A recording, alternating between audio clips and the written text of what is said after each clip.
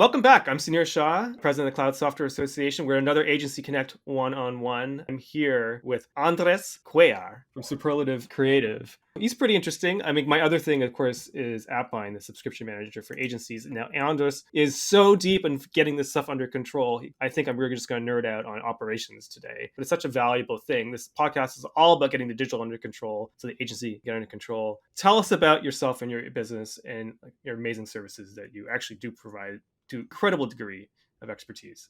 Wow, thank you. So, yes, my name is Andreas Cuellar, and I'm the founder of Superlative Creative and Honest Methods. It's an agency that focuses on web development, growth marketing, branding, and design. We primarily work with B2B and B2C businesses in the medical field and also nonprofits. I wonder about one thing. You've worked at many agencies before. This has been your career, right? You've Yeah. had an evolution in yourself. Did you start off like right now? You're a data driven agency, which I love because I'm a computer scientist. I end up in marketing through a series of unfortunate life events. I always brought an engineering mindset to marketing.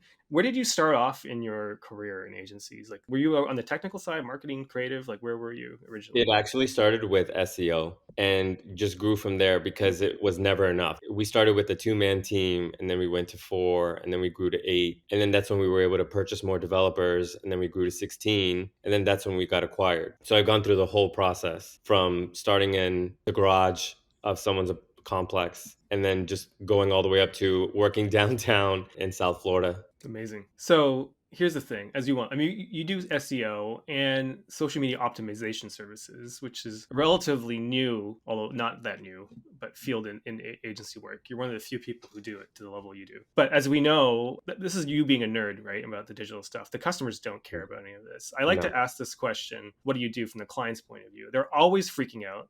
They're only freaking out. That's the only reason they're hiring you. They don't care about anything you just said. That's like a plumber talking about the sump pumps and check valves. What would you say the clients say you're doing to bring order to chaos for them? A lot of times it's making sense of what this whole social world is. A lot of it is also trying to make them present themselves in the best light so that any potential customer or any potential client for theirs would find them and understand why they want to reach them, why they want to reach out, how to do it, and what are their benefits. So a lot of times what we really try to primarily do is give them confidence in themselves but show that online, whether it's digitally on the website, whether it's a social media, whether it's a video, or even small short form videos as well. I'm the same way. I'm a client. I just want to talk about myself, of course, because they're all self-centered, right? About myself online. But social media isn't just me vomiting onto the internet, whatever I Right. feel like, because it has to be, because it's actually a machine to put messages in the front of other people. And that machinery is actually quite complicated. This is what your SMO service is, right? And SEO, I guess, the search engine. Tell us more about what these things are. I mean, I guess people know SEOs, but what's SMO? Social media marketing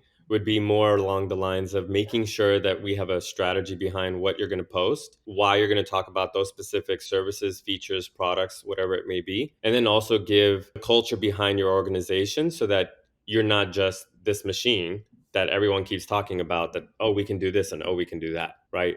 And moving forward, we are being more, I would say, aligned with having the human presence behind the people in that machine, the people that are making this happen day to day. Like, how does your business model work? How are you commercially doing? Are these retainers? Are these projects? Like, what are you doing? Primarily, a lot of times we'll get these smaller projects that come in. When the small project comes in, they see all their service offers that we have. And then when we build that trust between us and the client, then they say, I'd rather you take this over. And if for whatever reason they decide to go somewhere else, they eventually always come back, whether it was because of price, whether it was because of service or quality control. So a lot of times we'll get a small project. They'll trust and see that we were able to deliver and that we were in budget. And then we eventually just move on to other services that gets us on a retainer where we're growing and just we continue to keep going. This is, I think, a very important part of being a successful agency is the teaser project converted to a retainer. Could you give an example of a typical teaser project and then what an example retainer would be? Yeah. A lot of times we'll get a medical practice that has a social media presence, but it's not refined enough to where they really understand, okay, that's how we should present ourselves. This is the way that we want to show off our before and after photos, or even the services that we have, a new laser machine or a new service, with injectable fillers.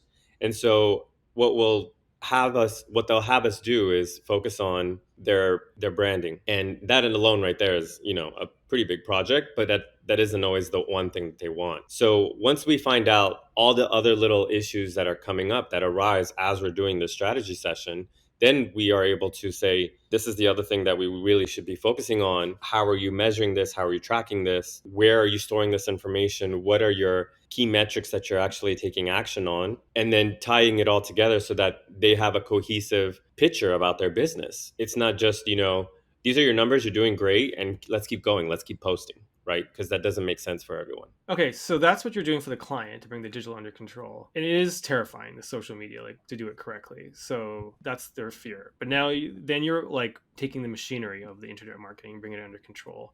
What are you doing yourself to bring digital under control? And I'm not going to let you go, because what you do here, you advertise, you say this on your website. Like, this is something that you say, like, you make a very big point of setting up the accounts, because it's probably, if you're dealing with doctors, I imagine it's like this stuff is like TikTok, but what are they going to even do with it, right? You don't even know what to do. Setting them up securely, make sure they own everything. Everything is 2FA. You enumerate a number of these trust marks around the complexity of setting it up. So you must have a standard operating procedure. I think it would be fun, well, at least for me, to dive into like, how do you actually operationalize like a setup project, like the nitty gritty details, because it's like the professionalism of doing that well really sets the tone for the rest of the engagement with you. It does, because a lot of times you're dealing with multiple entities in an organization that is, in charge of different aspects of the business. So if we are having to create social accounts, and then where we're going to store that information, or how we're going to present it to them in the future, we need to really make it super simple for them to access 24/7, so that it's always online. There's no question of, oh, let me find that file on my computer, or let me see where I put that. And what we have done is create a template that stores all this information that we give them access to, and they have all the logins. They have all the folders where all the content is going to be stored. They know what we're going to post and how it's going to go out, and they understand exactly what they are getting, because a lot of times they don't know what they're getting, and they understand what they're going to get for that month, for that week, for that, after that meeting, after that strategy call. Having all that together is what gives them peace of mind, because they know, okay, I can always look at this later, late at night, right before I go to bed. I don't know how many other people do that, but I do that all the time. Okay, so I'm very, very curious about like the minute by minute setup here, because I think a lot of people do this wrong, having experienced many agencies. And I build a subscription manager for agencies, and I hire agencies, and I just like, this could go better. This could go a lot better if you did it more like organized. They just kind of just throw me at the websites and pray that I do it correctly.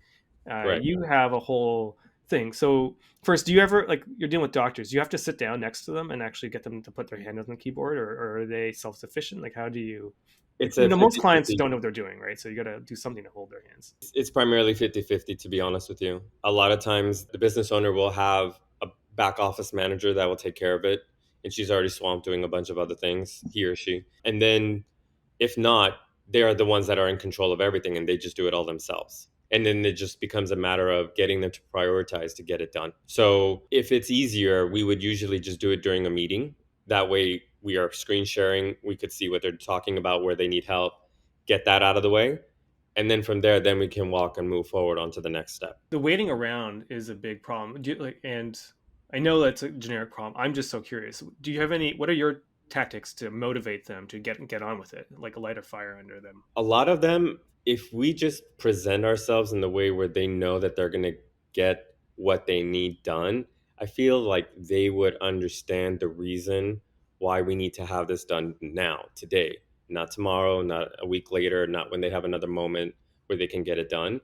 And there is this sense of urgency that they come up with internally, that they know they have to get it done, but they keep putting it off.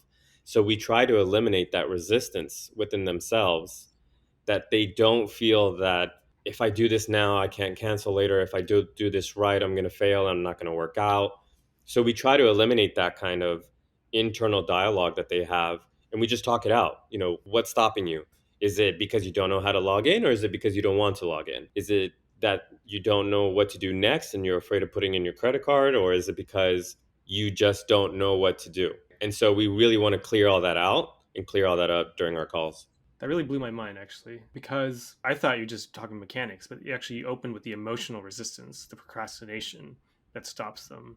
And my of two parts is one, I learned a long time ago that clients, no matter what you are, they're only hiring you when they're freaking out. The Hmm. anxiety is the only thing that drives them to go to an agency. Otherwise, they go to Hmm. internal staff. And so your only job is to bring things under control and calm them down. It doesn't matter what you're delivering, whether you're doing a digital agency or an auto mechanic fixing a car or a plumber for a flooded basement or even a nail salon with a bride before a wedding day. It's only one thing: get them under control, get them calmed down. That's all you're selling, Hmm. any contractor. The other thing you mentioned was how you manage the resistance. And there's a, in parenting, I don't know if you have kids, but there's a can't versus won't framework where a lot of parents view their child as won't doing it, like they've made a moral choice to say no, but it really is that they can't do it. Now, it could be an emotional reason. It could just simply they're cold and hungry, or they don't know what to do, or Right. right, or they're busy doing something else. But Right. usually it's a can't. It's not a won't issue. It's not they're not trying to mess with you. Obviously, the client wants to be successful, but they are procrastinating because of, you're probably right, emotional pain, fear, right? Like, Well, there's an internal dialogue that they have that it keeps playing over and over. And rather than play that song on repeat, let me hear it, let me know what you're going through, and that way you're not going through it alone, right? So that's the kind of also point of having this partnership together so that we can work together and move together. It's not just you handling it all by yourself. I had this client who fired me. This is how I ended up with AppBind, because it was around this. I couldn't get him set up on anything, and it just took forever. And now that the more I think about the story, there was like for him it was like a distraction because he had other things working on. He was a go getter, but it's still like everything I wanted to do was so confusing. He didn't know whether he can commit to anything because he had, Mm, right. And so I was the lowest priority because I was doing analytics, computer science stuff, and he was a tailor, right, right. right. And yeah, it's interesting. I'm glad you mentioned that because I'm gonna keep that in my little quiver of things to inquire about. And then, Mhm. so you also just mechanically as well. You also managing the logins. Are you doing them? Do you have a password manager, like, or because a lot of clients We don't have do. password managers? We How have do a you manage password manager. I share it with the team, and I'm super on top of all of that. I've been using a password manager since, God, the early 2000s. What about clients who don't have password manager or a different password manager? What do you do with them? Like, this is always a point of The issue contention. with that is that they like to keep it somewhere in an Excel and a file in a folder.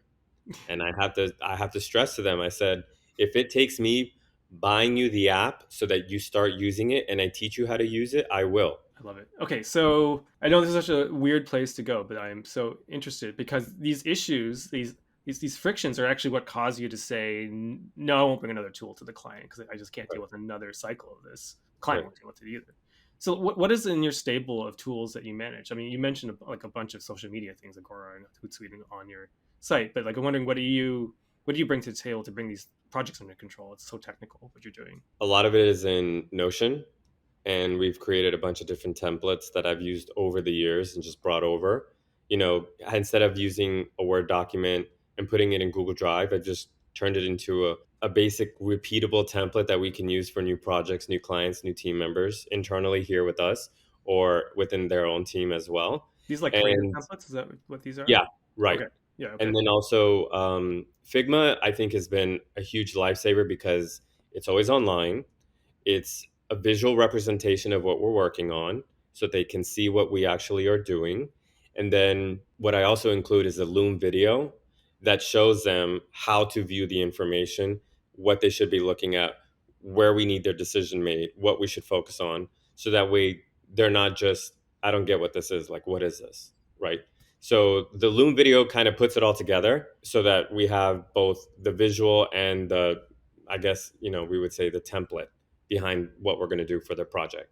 And then what are you using to manage the social media scheduling and all that and analytics? We've used a couple of tools. I've partnered with Planoli and also with Sprout Social. Spouse Social is interesting because they have an agency account Yes, system where you have a master account and then you create child accounts underneath yes, it. Is that what you're using? yes. And it's an interesting program. Like they really care about their agencies.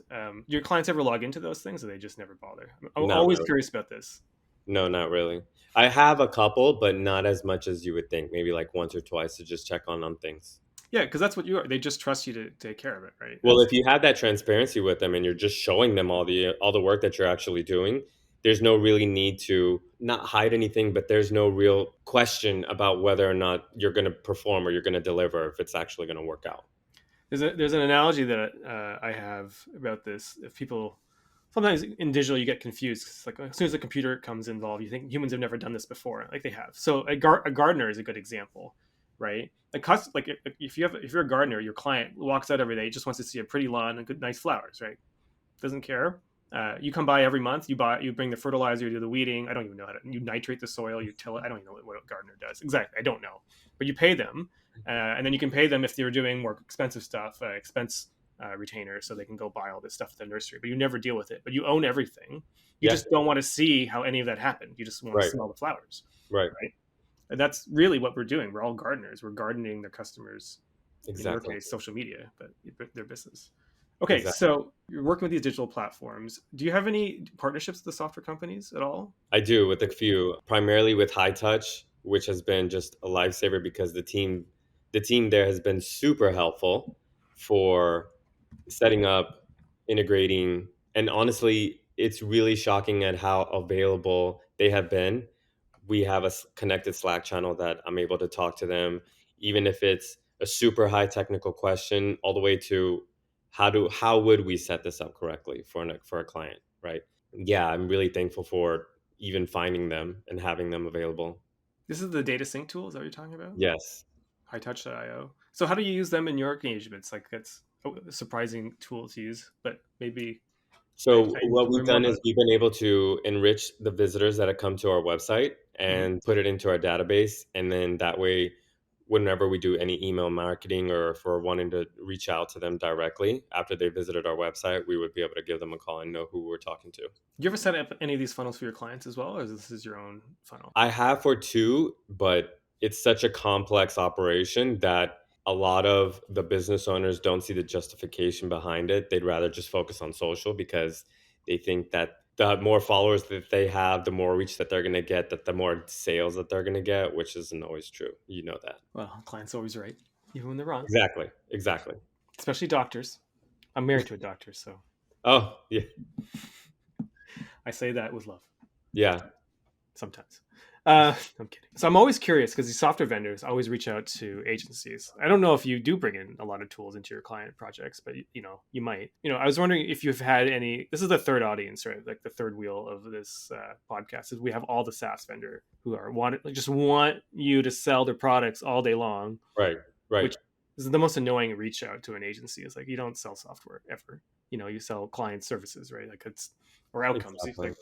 like it's like a pipe company telling a plumber, "I need you to put my pipes into every client," and you're like, "It's a pipe, man. Like I use it when I need to move water from here to there. That's what a pipe is. Like I don't know what you're talking about, but this is what it's happening for those who want to look up to an age like a model who has been a good software vendor, like who's given you a good experience as an agency. Definitely Chili Piper. Oh, that'd be good to know. Yes, Definitely Chili Alexis is Piper. speaking at the conference coming up, SaaS Connect. I'm sure he'd be happy to hear that. What have they done well for you? A lot of it was just the integration, setting up, and just making sense of the functionality behind the tool. Because they build all these features, they build all these offerings, and you can sell this and you can use this and whatever. But at the end of the day, some of it can get ultra complex depending on what CRM you're using or what other platforms you have that you're dependent on. And it's difficult enough already to get someone off of one platform to use another, or even something as simple as using Microsoft Excel and changing it over to Google Docs. They just they don't want to do it. They don't want to have to relearn anything new. So for me, Chili Piper has been just a great partner and understanding all the features that they have, having the team available, and making sure that they have great documentation. That for me is super important. The first thing I do when I look at a new vendor or a new possible software tool is to look at the documentation because that tells me everything. Is it well scripted? Is it well written? Is it easy to understand? Is it easy to follow? And are there videos or is it just all text? And you prefer videos or you prefer text? It's just easier to follow along in a video for some reason. It just clicks. I've talked to so many agencies, thousands in my career since at FreshBooks and Lark, and now Right. and now I'm doing a lot of these interviews, and it's so interesting to hear what people want and Right. need, and each agency is different because it's you. It's not a product. It's you as a person, And I could tell, obviously, you came in on the like SEO, SMO. You have a certain way of looking at the world. Is I want to get it done. I want to see how it works and Yeah. organize it like mechanically. And there's other people who just want support and handholding and trust in relationships. And other people are interested in the commercials. Other people are into reputation. It's very interesting to see like what you need to do to support. I mean, agencies are meant to be different, like because you're dealing with different clients, right? You All the flex the time. market. And so the fact that you want video over text is a very good actually lesson, because actually you're right, there isn't enough video content. It's simple stuff like just record you going through the same what you just did, right? Right. Who's been a bad experience? Because everyone's taken a risk on a vendor and it just didn't work out. You don't have to name names. So I'm just curious what a bad experience has been. A bad experience is quite honestly just create a ticket and we'll get back to you within 24 to 48 hours. That kind of situation where you have to have obviously, enterprise level tier, and it has to be enterprise level for each and every client. So if we have multiple projects and we have multiple clients and we need support on one client that is an enterprise level, well, that's not technically the level of support we can offer you. You have to create a ticket. Little things like that is like, really? Okay. The other thing would be just how they follow a script when you do get one-on-one support, and they're kind of answering a preset of answers that they already have written out. And your use case is so unique each and every time. If it was the simplest thing, we would already research it, find it out how to fix it, and just get over with it. But our use case is always so unique with all the new clients that we have, or all the different kind of clients that we have. So I wouldn't want to call one specific person now or one specific platform or tool out, but I would say that if you're not able to provide either customized support or one-on-one support immediately, or in some capacity where it's within 24 to 48 hours, hopefully less, I don't think you're going to have great growth. Personally, in my opinion, I think it's going to be a big limiting factor for you and your business. Actually, one of the lessons I learned from FreshBooks is they put the phone number on the website in big, bold letters, like, or numbers, right? And people would call it in just to see if we were alive. But we had a scramble system at FreshBooks. Everyone had to answer the phone when it rang. Oh, Everybody. wow. So if it rang, you pick it up. And eventually, we built the support team up. So it would be ring one, ring two, and then everybody will get the ring. Everybody answered that phone because you had to. Right. And the value of that is two things. One, people are like sudden that you actually talk to somebody on the internet, which is funny because Yeah. it's about connecting people. And so many companies are about deflection. Well, most of us are dealing with basically small businesses. Like they're always, and you're dealing with clients. They're freaking out. That makes you're Right. freaking out. You're a Yeah. small business. Just help me out. It'd be so much faster. Exactly. And that's the thing that I'm saying is that don't read off a script or don't try to answer what's already in your knowledge base, because it's not going to. I already looked at that. I probably didn't done more research than I should have when I'm already reaching out to you. So I primarily like to handle it internally first, if it's at all possible, before reaching out, which is probably not the best thing, but I just feel like someone somewhere out there already created a YouTube video that answers how I fix it. And thankfully, we have YouTube, honestly. It's true. And the other thing, while I'm on the Whinge, I actually was at Alert Live Chat too. So we had, like, what I learned was the biggest difference, just a lesson between a good support interaction and a bad support interaction, even if you don't know the answer, is to take ownership of the customer's issues. Like, I don't know, but I'm going to take care of this for you. I'll figure it out for you. Become an advocate for Right. the customer. And we saw that amongst our customer bases, like, it was pretty clear. If you're on a deflection, you're basically telling the client to talk to the hand, and they're like, okay. But if you're like, you know what, I can't help you, I don't know what to do, but at least I know that you need this problem solved, I will own it for you. Because that takes such a huge relief off to say that for you to know that there's someone else who pays attention to your feelings. As an agency, you're selling that promise to your client. So having a software partner understand that you cannot deflect your client ever. You can Right. never make them talk to the hand. You have to own their Right. problems. To Right. have someone on the same wavelength as you is like such a critical thing. It makes such a relief to know that they. It really is, because sometimes you can just talk something out, work it out, and then the answer is so simple that you were so busy about all the other little nuanced things that were going on in your mind. So last question, lots of software vendors are always reaching out to agencies. They don't really understand you. What is the advice you would give to someone who wants to make you a partner or be a partner of yours, so that's a good experience for both of you? For me, I would primarily say, because they're going to start with all the services and all the features and all the products and all the great things that they do. I totally want to understand and know that. Tell me first also what are you going to be able to do when I do sign up? So, are you easy to get a hold of? Is your team easy to get a hold of? Are we going to be able to reach out in the middle of the night? Or is this, Monday through Friday, 9 to 5 kind of situation? Do you have a good support team? Do you have a good YouTube channel where I can just go and learn of all the different offers and features that you already are promoting anyway? Right? Sometimes we just need to visually see what you're talking about. And something complex like data enrichment or data manipulation, you can't always make a video about it because it's so complex or it's so unique per use case. So how would we best understand what the next step would be? That for me is going to be the most important thing for a new vendor, a new software tool moving forward. Amazing. I really appreciate it. Thank you so much for making the time. How do people get a hold of you, Andres? Yeah, our website is superlativecreative.com. Our phone number is 305-699-5992. If I call it, will there be a scramble? No, it goes directly to voicemail, and then you can leave a message, and then we will reply within 24 to 40 hours. I just kidding. I'm using Fresh Caller right now, and I've misconfigured it. And so if you call the number on the AppBind site, it will call my phone. But if I'm slow, I don't know what happens to the phone call. I've got to figure it out. Now I feel bad. That'll be the next thing I do today is fix that. I appreciate the time. Thank you so much for doing this. And with that, I'll bid you adieu. Perfect. Thank you.